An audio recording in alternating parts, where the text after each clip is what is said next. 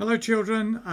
This is Reverend Martin from St. Peter's Church. I'm going to tell you a little extract from the Bible now, and it's a story about a rich farmer or a rich fool, as it appears in many Bibles.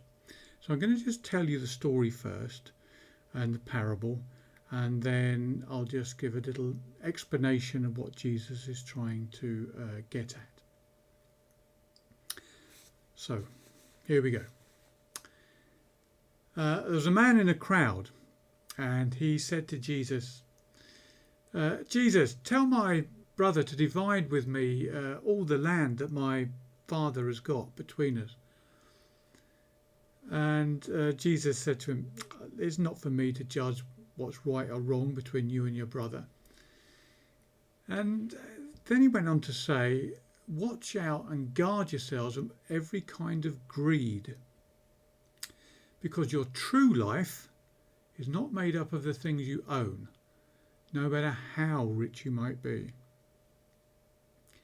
And then Jesus told them this parable, which is a story, like a comparison. And he said, there was once a rich man who had, he's the rich farmer, who had land which bore very good crops. And the farmer thought to himself, I've got so many crops, I haven't got enough places to keep it all. What can I do? And then he thought to himself, I know what I'll do. I'll tear down my barns and build much bigger ones. And I can be able to store all the grain and all my other goods. And I'll say to myself, God, you're a lucky man, aren't you?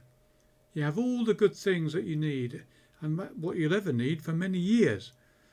So take your life easy, eat, drink, enjoy yourself. But God said to that farmer, you fool, this very night you'll have to give up your own life. Then who will get all these things that you've kept for yourself? Okay. And then Jesus concluded, how is it that those who pile up riches for themselves are not rich in God's sight? Now, the moral of this story is quite, on the face of it, quite simple. Life is much more than money and possessions. Now, that's easy to say. It's a bit harder to believe and appreciate. A man or woman who doesn't have much money but is kind, honest, generous and compassionate is a rich person in God's eyes. So although they don't have much money or possessions in the world's eyes, in God's eyes, if you have all those things, you are rich. Because these are the riches that last forever. When you die, you can't take your money or your car or your house or your land or anything else with you. You can't take anything with you. But the treasure that you've built up in heaven, from all the good deeds you did on earth, they're waiting in heaven forevermore. It's like having a storehouse of good things. This is really a difference between believing that there is nothing after death and a belief in eternal life. Because, of course, if you believe that there is nothing else after this life, then money and possessions are extremely important, because there's nothing else. Enjoy it while you've got it, and then that's it. But if you believe that life goes on, and even today, even amongst most people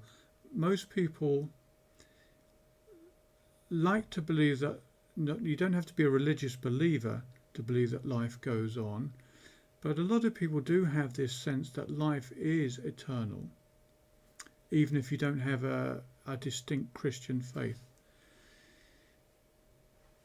So if you do believe that life goes on, then spiritual treasure is much more important, because you're building that up in heaven. Because what goes on this little time in life between your birth and death, that's less important than eternity, the great scope of life that goes on forever. So it's really a difference of how you view life, and the importance of possessions, and the importance of leaving a good moral life.